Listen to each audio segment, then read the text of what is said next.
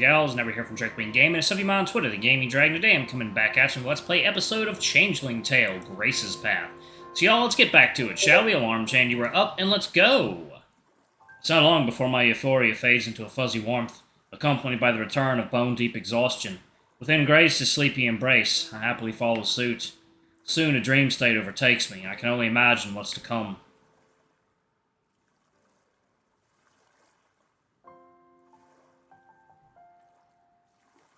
Right? It's a beautiful island.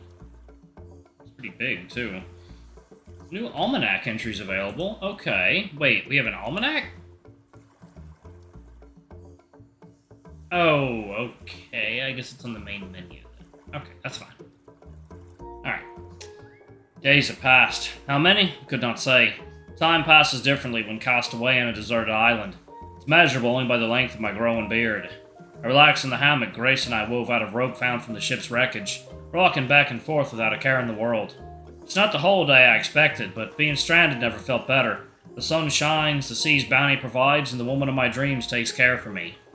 I am in love, and I am shown love. Moment by moment, every gracious and selfless act performed towards me. For us. Our beach has become my new home, if only a temporary one. Using the ship's intact cabin as a base, we fashioned a shelter. It might not make Robinson Crusoe proud, but it suffices. Do I miss the conveniences of a proper dwelling? Yes. Do I miss visiting Bulgaria for a pint, kissing Gran's head at night before bed? Of course. But now when the sun comes up, I have Grace to kiss, and in the evening the sunsets are broader, longer, and more golden than I've ever seen. And Grace's jokes are almost as funny as Bulgaria's. If I've been left wanting for anything, it's more time with the woman I love. She departs every morning and returns every evening like a punch clock employee. Grace swims along the archipelago's reefs daily, exploring, seeking resources in sea lanes, necessary excursions to survive and one day depart from this island. But I know she is also in her element. She swims the days away because that is where she feels most at home. I don't begrudge her these absences, nor question any longer if she will return. I merely wait as patiently as I can for that moment when I greet her emergence from the surf. In these interludes, I have truly learned the meaning of solitude. Some might find the isolation unbearable, but I find myself adapting. I welcome the simplicity and the time to appreciate everything life has granted me. It's the peace I've always desired, if not the peace I'd envisioned. Sometimes I daydream about a different version of simplicity, one where Grace is human and I can take her out on picnics and spoil her at the market. I imagine feeling the beat of her heart against my chest as she sleeps curled up next to me in a real bed. But fate saw fit to grant me a relationship of a different kind. One of a kind, in fact. I wouldn't trade it for the world. Malcolm! I eagerly turned toward the sound of Grace's voice, watching her step out of the ocean. When I see what she's wearing, I can't help but laugh. It makes my heart full. Second, y'all. It is water time. Alright, y'all, we are back. Okay. I eagerly turned toward the sound of Grace's voice, watching her step out of the ocean. When I see what she's wearing, I can't help but laugh. It makes my heart full. What's she wearing? Oh my god. I made a new swimming outfit. What you think? She shimmies up to me, dressed in a coconut bra, looking as light as the air around us. Stylish, rustic, sturdy. I love it. Aye, much sturdier than my shell-top design. And every bit as revealing. What do you mean? I'm perfectly decent. Perfectly decent, decently perfect. We laugh when she grabs my arm, nearly toppling me to the ground as I pull out of the hammock. Come on, let's go for a swim. She's already hopped back into the lagoon. I strip off my salt-crusted shirt and with a deep breath and no reservations, I dive in after her head first.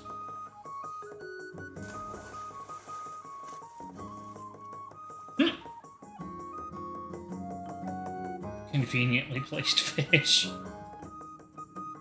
Far away are the chill lochs of Scotland. The Caribbean Sea engulfs me in the warmest of hugs and simultaneously cools my sun-kissed chin. Grace takes my hand, guiding me through a coral garden, somehow even more vibrant than the tropical landscape we've left behind. It's as if we've slipped into another world, a surreal dreamscape of living rainbows. In and out of coral spires weaves a large, brightly hued fish. Another dark as night, but for the stars studded upon its back, watches curiously as we swim past.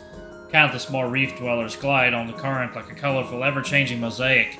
Everywhere we swim, we are surrounded by a magnificent display of Neptune's artistry. I gently squeezed Grace's webbed fingers, and we soar up to the surface. It keeps getting more amazing, doesn't it? So unlike anything in the loch, that's for sure. Despite the captivating beauty of this place, I find myself wondering when I will see the loch again, and the family we left behind. Sooner or later we'll depart this paradise, but when will we return to our home shores? I do not know. All my dreams, they've come true. And we can keep going, see more, do more, swim more. Our joy knows no bounds, and I relish in seeing us swim to our heart's content. Perhaps that will never be a true holiday, simply a non-stop adventure, who's to say? I realize I would happily follow Grace to the ends of the earth and back again, in search of the newness that rebirth brings. I'm exhausted just thinking about it. Oh, Malcolm, we're just getting started. I concede with a shake of my soggy head. It's my time to let go, to go with the flow. I am but helpless to fight the current that is Grace.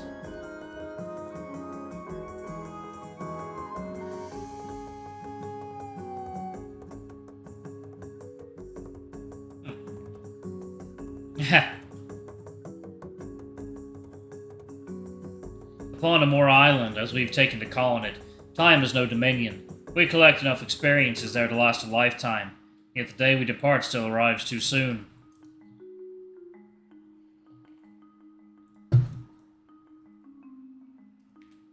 With the help of Grace's impressive splashes, I flag down a passing ship, a Danish fishing vessel, the Cullix. Although we don't share a language, the crew graciously takes me in. As Amor Island disappears past the horizon, Grace follows out of sight. How do I know?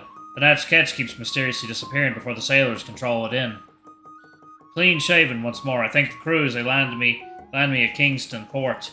There, far away from authorities' eyes, I'm able to barter away the few gold bars I kept for such a contingency. In exchange, I procure fresh clothes, supplies, and a new sturdier sailboat, which I dubbed the Kelpie II, a pledge that she won't meet the same fate as her namesake. On our maiden voyage, I soon reunite with Grace. We resume our grand voyage at last, looking for another oceanic quest, a new set of unseen sights. While we sail together, we are mostly apart. The further we go afield, the more time Grace spends underwater.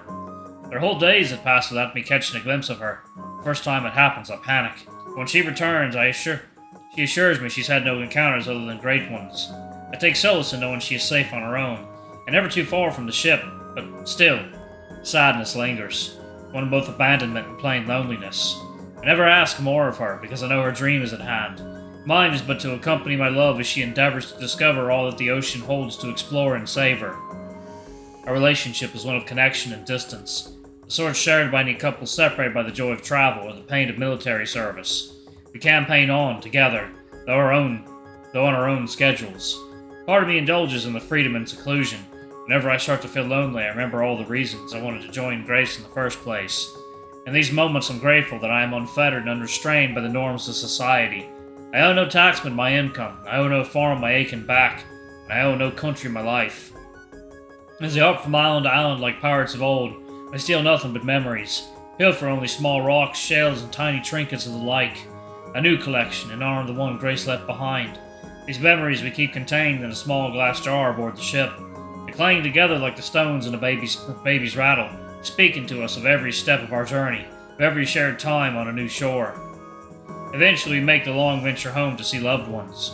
We return in time for Marion's marriage to Douglas Cranach, where Grace watches from afar, bobbing in the loch. I take the time to visit Gran, who seems a bit frailer but no less strong-willed. I'm dressed down for being gone so long without correspondence, but feel welcomed all the same. She assures me she is well taken care of by the newlyweds and a mysterious benefactor, I presume must be Bulgaire. It seems Grace's treasure is being put to good use. Though I offer to stay, Gran seems to sense my reluctance. She nearly shoos me back out to sea, bidding me farewell, not to worry and a fond wish that I follow my own destiny. In that respect, my experience from the shipwreck has led me to inspiration. Once we set back out to sea, I inform Grace of my plan, who readily agrees.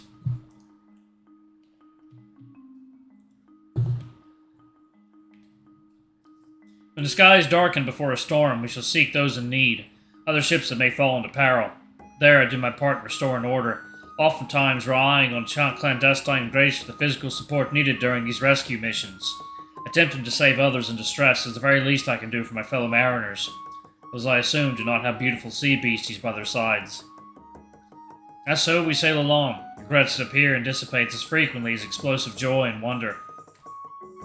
There you go. I try and take it all in, holding with me the utmost that my heavy heart can carry. Is this permanent, this nomadic life on the high seas? What if life is, I ask. I watch the waves crash, foam, roll, rebuild over and again.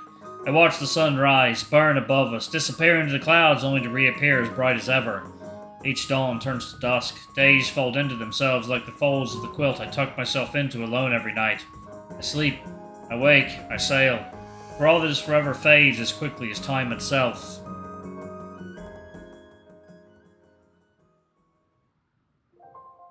The open sea, boundless, never-ending and ever-flowing. It represents all that I will not have. Here I stay. Oh, I think this is, Alana. Here I stay, alone, frozen, constrained by some force I cannot name, cannot control, and somehow do not mind. As the world turns, I stay passive, unable to want more than what I have. I watch him thrive in isolation, and choose to accept my place, too, as in solitude. Here I stay, hedged in, with no stars to guide me, no wind to change my course, and no love to steady my vessel.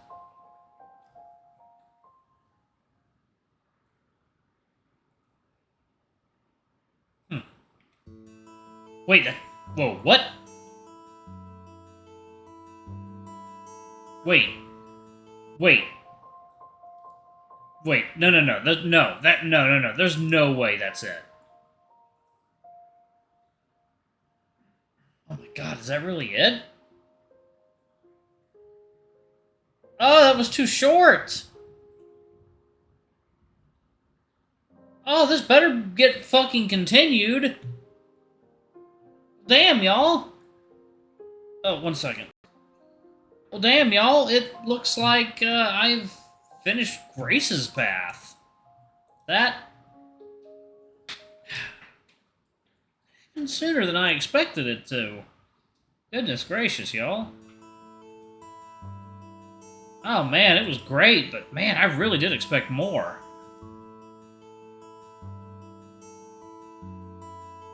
Man, it really felt like... Huh. Man, it really did feel like it ended too quickly. Oh, I hope this is not a... Nah, I don't think this is a... This probably isn't a licensed song. Hoping it's not. Oh my goodness. That, oh my god, y'all. Man, a lot of people funded this. Holy shit. Yeah. Good lord. Good lord. Look at all this. Look at all these people. Look at all these crazy, crazy people. Extra special thanks. Oh my god. Oh my god, there's so many people. So many people helped make this. Oh my god. So many. I mean, there's a market for hot, furry women. That's a big one. Goodness gracious. Fey nobility, my guess is these are... Yeah. The ones who paid a lot more. I don't know, animals were hurt in the making of this game, built using Renpy. Thanks for playing. Malcolm will return. Oh, are we doing Changeling Tale endgame or something like that? Okay.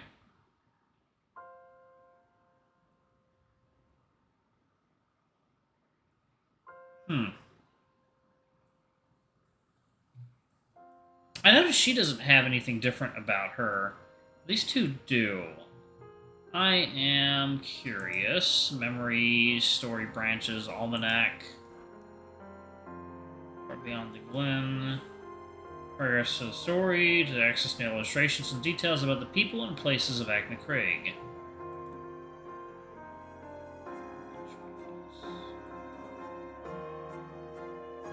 Huh.